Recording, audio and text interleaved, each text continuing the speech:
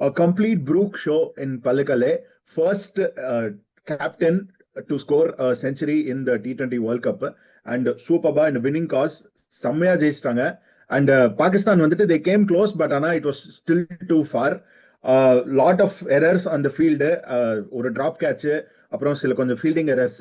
And they started off with a brilliant start. First ball wicket, Shine வந்துட்டு அவர் வந்து அவரோட எக்ஸ்பீரியன்ஸை வந்து காட்டிட்டு ஃபர்ஸ்ட் பால் விக்கெட், அதுக்கப்புறம் he came back with another wicket. 4 ஓவர்ஸ்லயே வந்துட்டு they were in a great position. But ஆனா after that இந்த கன்சாலிடேஷன்ல வந்துட்டு இந்த வேர்ல்ட் கப்ல ரிப்பீட்டடா பாக்குற மாதிரி அந்த கன்சாலிடேஷன்ல வந்துட்டு England out performed Pakistan. And overall இதை பத்தியும் பேச போறோம். இன்னைக்கு நடந்த மேட்ச், அப்புறம் நாளைக்கு வந்துட்டு South Africa versus West Indies. ஒரு பவர் ஹவுஸ், ரெண்டு டீமும் power house. It's going to be ஒரு கிராக்கர் கான்டெஸ்டா இருக்கும். யாரு வந்துட்டு ஃபர்ஸ்ட் வந்து 200 230 அடிக்க போறாங்களா எப்படின்னு அதை பத்தி பேசிடலாம். அதுக்கப்புறம் நம்மளோட மேட்ச் இந்தியா வர்சஸ் ஜிம்பாப்வே. அது வந்து இந்த மேட்ச் வந்து செம குரூஷியலா இருக்க போகுது. அதை பத்தியும் நம்ம டிஸ்கஸ் பண்ணிடலாம். So welcome to beyond boundaries cricket. So Balakrishnan, இன்னைக்கு வந்துட்டு மேட்சை பத்தி என்ன நினைக்கிற? நீ உன்னோட இனிஷியல் தாட் சொல்லிடு, அதுக்கப்புறம் ஒரு பாயிண்டா நம்ம டிஸ்கஸ் பண்ணலாம்.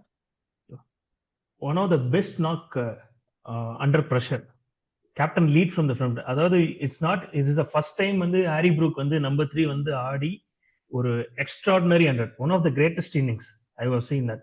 It was very well calculated, smart and intelligent innings from Harry Brook. ஏன்னா it was a longer boundary அந்த இதை பொறுத்த வரையும். அண்ட் அனதர் சைடு விக்கெட் மாடல போயிட்டே இருக்கு. So very poor from other batters. Okay, top orders other batters வந்து keep failing. But Brook ஆடின விதம் இருக்கு பார், that was really super. The way he take on அந்த முகமது நவாஸ் ஓவர் இருக்கு பாரு, ஒரு ஸ்வீப் ஆடினாரு அங்க. இதுன்னு அதுக்கு அடுத்து ஈ காட் ப்ரெஷர். லைக் அதுக்கு அடுத்து வந்து ஒரு ப்ரீ மெடிடேட்டட்ல ஒரு 6 அடிச்சாரு ஃபுல்லர் லெங்த் இதுல. Next ball it was very well. அதாவது வந்து ரொம்ப ஷார்ட்லாம் கிடையாது. லைக் ஒரு 5 metre length, 4 to 5 metre length.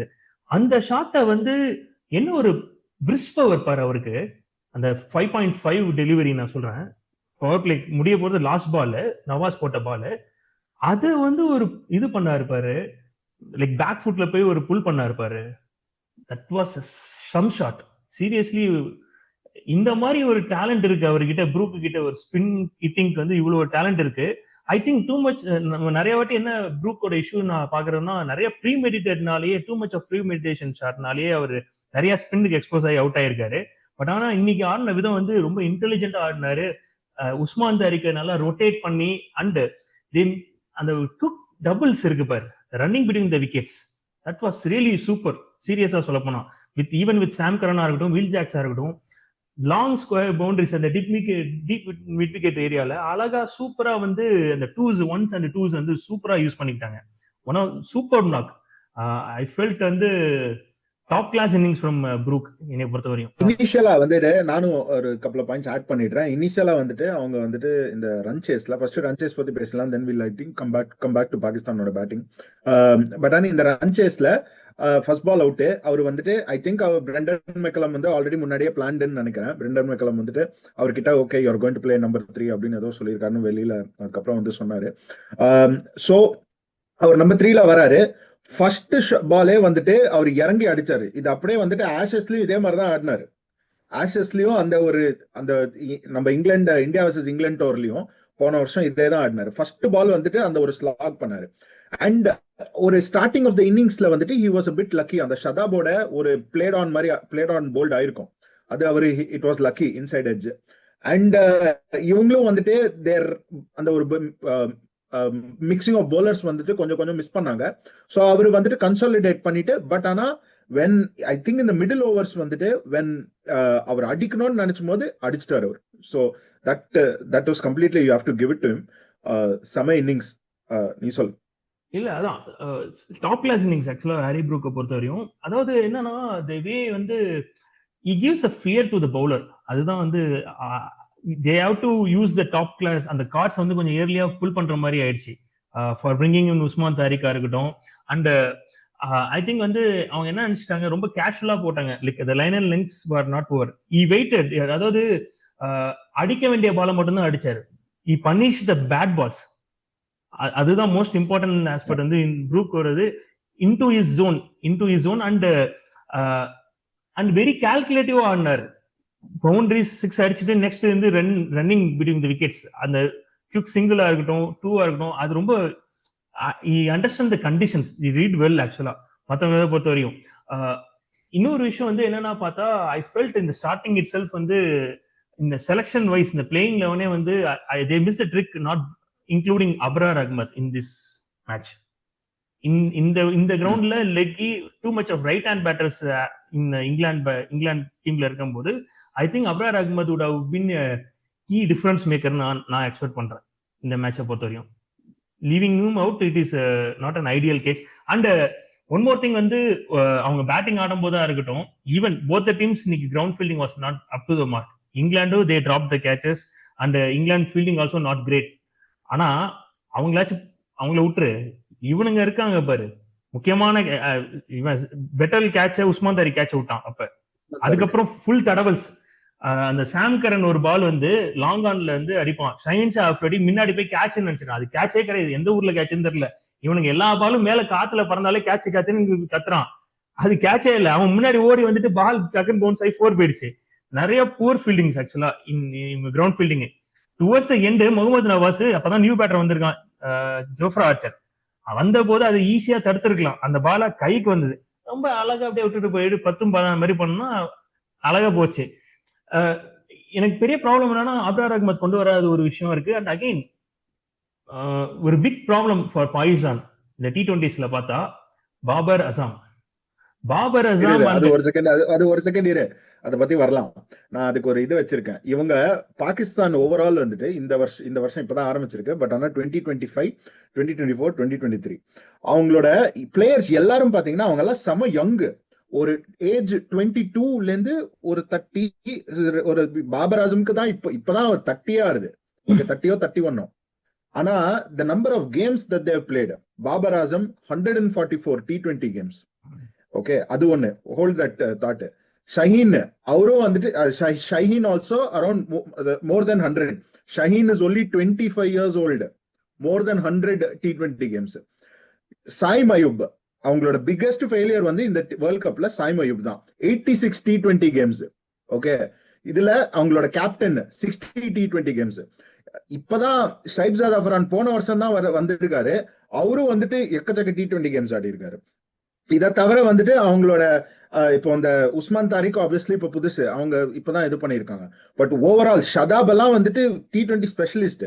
So இப்படி இருக்கும்போது பாபர் ஆசம்க்கு நீ இதுல இருந்து லீட் எடுத்துக்கோ. 144 T20 கேம்ஸ்க்கு அப்புறம் தான் பாபர் ஆசம்க்கு இப்பதான் அவங்க வந்து ஸ்ட்ரைக் ரேட் பத்தி பேசுறாங்க. அவர் ஸ்ட்ரைக் ரேட் 128. சோ இப்பதான் வந்துட்டு இந்த 24 balls 25 runs, இது ஒன்னும் புதுசு இல்ல. போன மேட்சும் அப்படிதான், அதுக்கு முன்னாடியும் ஏதோ ஒரு மேட்ச் வந்து ஆமா லோயஸ்ட் ஸ்ட்ரைக் ரேட். 4 overs ஆடி இருந்தாங்க, 2 wickets down. You had an option of Babar and Fakhar. Still 2 overs of power play was still there. நீயா இருந்தா யாரை இறக்கிருப்ப ஃபர்ஸ்ட்?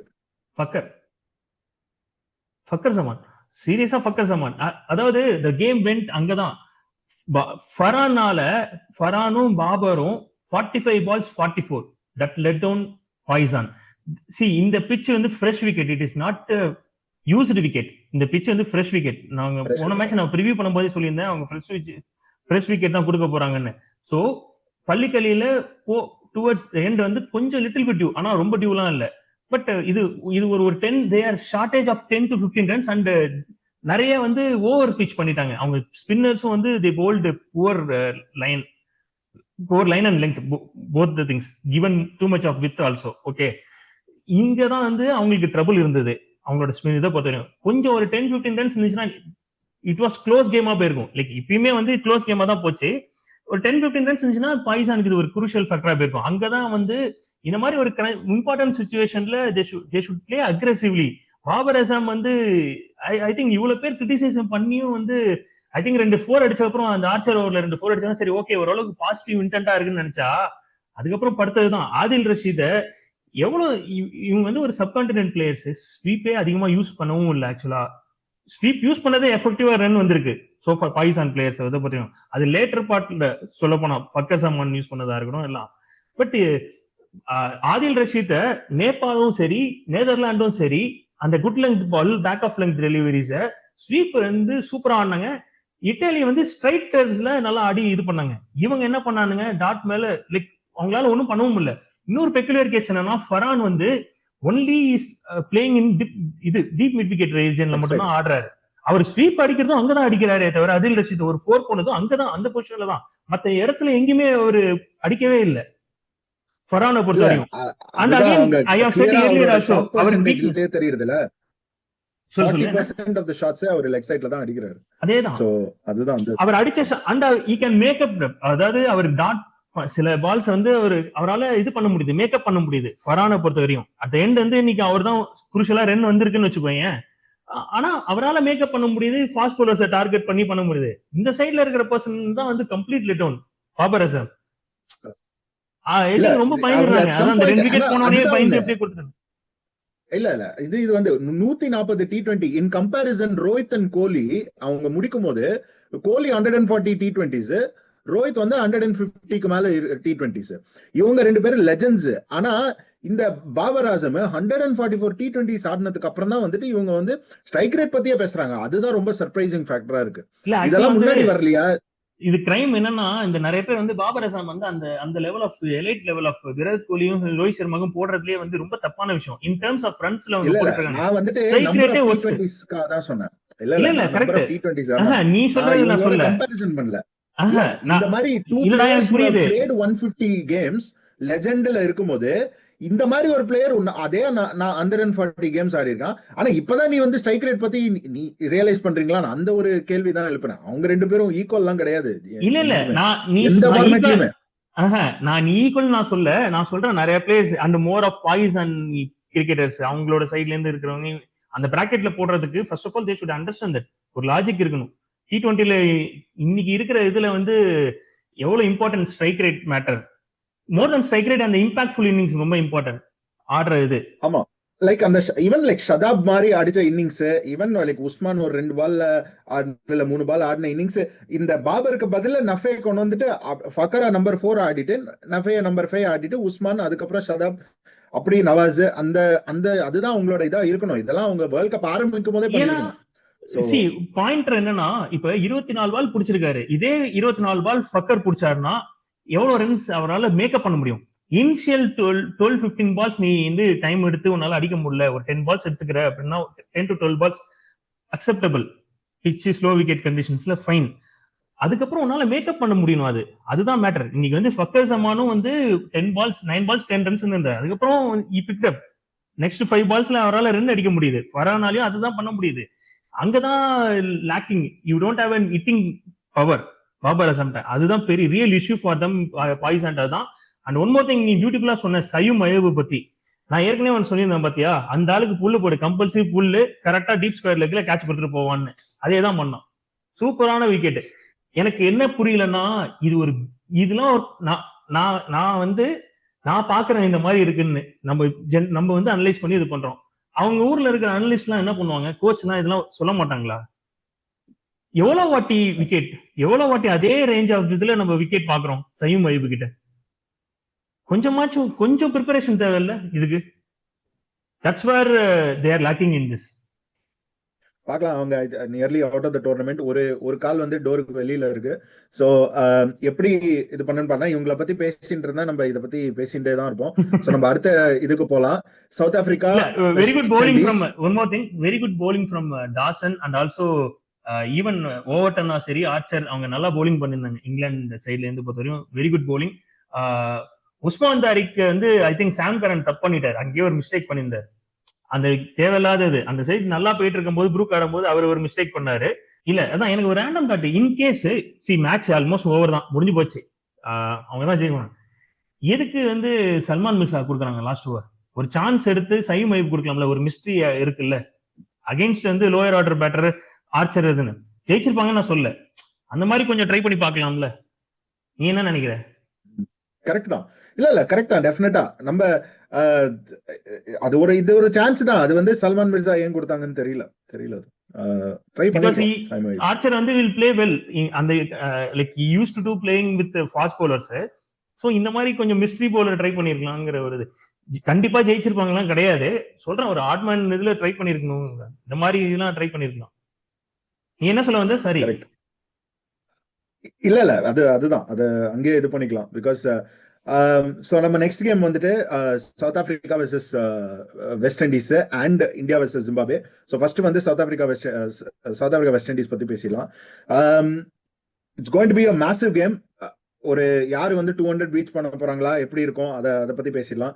ஹெட்மயர் வந்து சம ஃபார்ம்ல இருக்காரு அங்க. இந்த அவங்க போலிங்கும் சூப்பரா இருக்கு. ஸோ நீ அந்த உன்னோட எக்ஸ்பெக்டேஷன்ஸ் என்ன அந்த கேமோடது? அந்த கேமை பொறுத்தவரையும் எனக்கு தெரிஞ்சு it will not be flat விக்கெட்டா இருக்காது, ஒரு 2 ஃபேஸ் விக்கெட்டா இருக்கும். டே கேம்னால, அதனால ஆஃப்டர்நூன் கேம் அஹமதாபாத். ஸோ அதனால வந்து எனக்கு தெரிஞ்சு they will not give the flat விக்கெட்னு தான் நினைக்கிறேன். அப்படி இருக்கும்போது 170 to 180 will be the like Afghanistan game மாதிரி தான் நம்ம பார்க்கலாம். It will be a tight game. So அப்படி இருக்கிற பட்சத்தில் வந்து ஸ்லைட்லி 2 ஃபேஸ் விக்கெட்ல South Africa has a very good advantage playing in this wicket, Ahmedabad விக்கெட்ல. அண்ட் அவங்களுக்கு வந்து இது ஹாப்பி ஹண்டிங் கிரவுண்டா மாறிடுச்சு. எப்படி வெஸ்ட் இண்டீஸ்க்கு வேன்கடே ஹாப்பி ஹண்டிங் கிரவுண்டோ, சவுத் ஆப்பிரிக்காவுக்கு இது ஒரு ஹாப்பி ஹண்டிங் கிரவுண்டா மாறிடுச்சு அஹமதாபாத் விக்கெட்டை பொறுத்த வரையும். ஐ ஃபெல்ட் வந்து தே லைக் அங்க அவங்களுக்கு எக்ஸ்பீரியன்ஸ் இருக்கு, they have an upper advantage என்னை பொறுத்த வரையும் சவுத் ஆப்பிரிக்காவுக்கு. If it's a flat wicket, West Indies have like அவங்களுக்கும் வந்து ஸ்ட்ராங் பேட்டிங் இருக்கு, பவர் ஹிட்டர்ஸ் இருக்காங்க. நேத்துக்குமே ஒரு சுச்சுவேஷன் என்னன்னா, இன்கேஸ் ஹிட்மேயர் கேட்ச் பிடிச்சிருந்தா பவர் பிளேல அவங்க வந்து ஒரு 3 விக்கெட் கொடுத்துடுறாங்க கன்சிஸ்டன்டா. அவங்களோட டாப் ஆர்டர் ஃபெயில் ஆகுது, 3 விக்கெட் போயிருது வெஸ்ட் இண்டீஸ்க்கு பொறுத்த வரையும். அதுக்கப்புறம் ஒரு பிரில்லியன்ட் நாக் ஃப்ரம் ரூதர்ஃபோர்ட் இல்லைன்னா ஹிட்மேயர், இந்த மாதிரி தான் சேஃப் கார்ட் பண்ணியிருந்தாங்க. ஸோ ஸ்டில் அந்த ஆஸ்பெக்ட்ல நான் I feel south Africa has an advantage நான் ஃபீல் பண்றேன். Considering they don't to much changes. Ngidi வந்துட்டு நம்ம கிட்ட இங்க வந்து ஐபிஎல்ல வந்துட்டு அவர் வந்துட்டு அந்த ஸ்லோவர் ரன்ஸ் எல்லாம் கத்துட்டு நமக்கு அகைன்ஸ்டா பெரிய சம்பவம் பண்ணிட்டாரு. அந்த ஒரு மேட்சப் ஹிட்மயர் வெர்சஸ் நிகிடி ஒரு மேட்சப் வந்து நான் வந்து பாத்துட்டு இருக்கேன். அவர் ஐ திங்க் சிஎஸ்கேக்கும் ஆடி இருக்காரு அண்ட் ரீசெண்டா ஆப்வியஸ்லி ஆர்சிபிக்கும் ஆடிட்டு இந்தியன் பிச்சர்ஸ்ல வந்துட்டு எப்படி போடணும், எப்படி வந்து பேஸ் வேரியேஷன் அந்த ஒரு சர்ப்ரைஸ் இதை பத்தி பேசினோம் நம்ம போன வீடியோல. ஸோ அதுல வந்துட்டு அவரு வெர்சஸ் ஹிட்மயர் ஷேஹோப் எப்படி இருக்குன்னு பார்க்கலாம். மில்லர் சூப்பரா ஆடி சம ஃபார்ம்ல இருக்காரு. தேர் கமிங் ஃப்ரம் பிக் ஒரு win that too against hot favourites. So அந்த ஹாட் ஃபேவரட்ஸ் கூட ஜெயிச்சு there coming, I think they'll be brimming with confidence and I think all of India will be supporting South ஆப்பிரிக்கான்னு நினைக்கிறேன். So கண்டிப்பா நமக்கு important south Africa ஜெயிச்சே ஆகணும், இல்லைன்னா நமக்கு காலி ஆல்மோஸ்ட் ஓவர். 99% நமக்கு காலி. 1% மிராக்கிள். நம்ம ஒரு 2 மேட்சும் எக்ஸ்ட்ராடினரியா ஜெயிச்சா மட்டும்தான் நம்ம உள்ள வர முடியும். லைக் 100+ ரன்ஸ்ல நம்ம ஜெயிக்கிற மாதிரி இருக்கும். அப்படி ஒரு 150 ரன்ஸ்ல நம்ம ஜெயிக்கணும் மார்ஜின் 2 மேட்சும். அதனால வந்து we all Indian players will support South Africa. I feel வந்து they will bring Roston Chase நினைக்கிறேன் வெஸ்ட் இண்டீஸை பொறுத்த வரையும். ஆமா தெரியல, இட்ஸ் கோயிங் டு பி அது ஃபர்ஸ்ட் கேமே சம த்ரில்லிங்கா இருக்க போகுது. நெக்ஸ்ட் வந்துட்டு நம்மளோட கேம் இந்தியா வெர்சஸ் ஜிம்பாப்வே சேப்பாக்ல. ஸோ அந்த கேம் எப்படி இருக்க போறது, டியூ மற்ற விஷயம் கண்டிஷன்ஸ் அதை பத்தி வேணா பேசிடலாம். அண்ட் நம்ம டீம் காம்பினேஷன், தேர்ஸ் ஆப்வியஸ்லி இப்போ ரீசெண்ட் வந்து இன்னைக்கு வந்த ரிப்போர்ட் வந்துட்டு தட் ரிங்கு சிங் வந்துட்டு அந்த பிராக்டிஸ் இதை மட்டும் மிஸ் பண்ணிட்டு ஐ திங்க் ஒரு பர்சனல் ரீசன்ஸ்க்காக அவர் போயிருக்காரு. பட் ஆனா ஹோப்ஃபுல்லி ஐ திங்க் தெரியல வருவாரா இல்ல there is a chance that he is going to come back and he'll be available for selection ஒரு இது இருக்கு. ஸோ அது ஒன்று. So considering the whole situation against Zimbabwe, what do you think will be the best possible playing 11 இந்தியாவுக்கு பொறுத்தவரையும் I think Axar Patel கண்டிப்பா வந்தாகணும், உள்ள வந்தாகணும். So Axar Patel will replace in case இந்த ரிப்போர்ட்ஸ் ரிங்கு சிங் வந்து எமர்ஜென்சி போயிட்டு திருப்பி அவர் வந்துடுற மாதிரி தான் சொல்றாங்க. பட் அந்த ஒரு பொசிஷன்ல மேபி ரிங்கு சிங் பொசிஷன்ல அக்ஷர் பட்டேல் உள்ள வர சான்சஸ் இருக்கு. அண்ட் மேபி எனக்கு தெரியல வாஷிங்டன் சுந்தர் கண்டினியூ பண்ண போறாங்களா இல்ல வாஷிங்டன் சுந்தர் பதிலா இன்னொரு batter either Rinku or Sanju Samson. they want to try with Sanju Samson. Top 3 வந்து பவர் பிளேல we should go strong அப்படிங்கிற பொசிஷன்ல வந்து Ishan at number 3, Sanju and Abhishek Sharma open பண்ண போறாங்களான்னு தெரியல. That combo also I'm not Sky 5 வந்துரும்ல.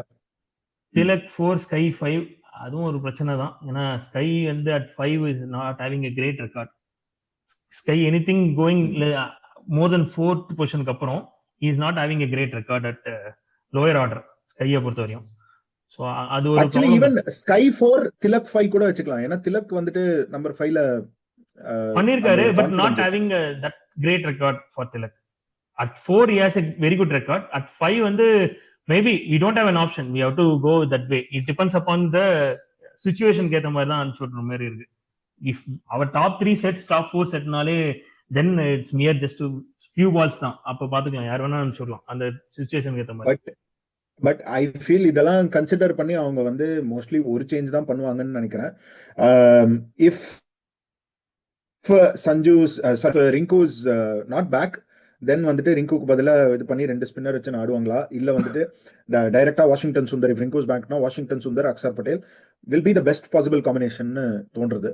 So அதுதான். ஸோ வில் சி எப்படி இது பண்ணுவாங்கன்னு. Dew impact will be there. Dew வந்து நான் ஒரு இமேஜ் பார்த்தேன், கையை எது இப்படி கழிச்சு இது பண்ணும்போது டியூ அவ்வளோ இருந்திருக்கு சேப்பாக் விக்கெட்ல. அண்ட் சர்ப்ரைசிங்லி இந்த வேர்ல்டு கப்லேயே வந்து சேப்பாக் கிரவுண்ட் வந்து நல்ல ஹை ஸ்கோரிங் மீடியாவா மாறி இருக்கு.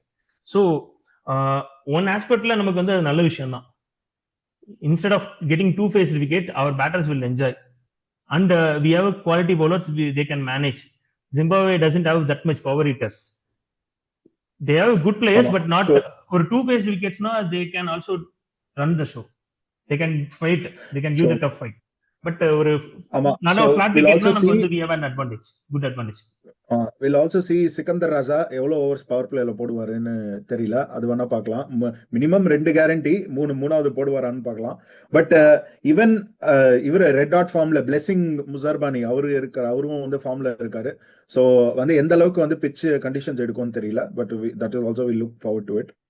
ஸோ இதெல்லாம் தான் all the thoughts. So I think we have covered a lot இது. So நீங்களும் வந்து கமெண்ட் செக்ஷன்ல போடுங்க, should Babar Azam continue to play in the Pakistan T20 team, அது வந்து கமெண்ட் பண்ணுங்க. And what are your expectations about South Africa versus West Indies?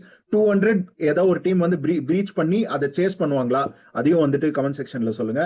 And your ideal playing 11 for India versus Zimbabwe, இந்தியாவோட playing 11, please உங்களோட thoughts வந்து comment செக்ஷன்ல சொல்லுங்க.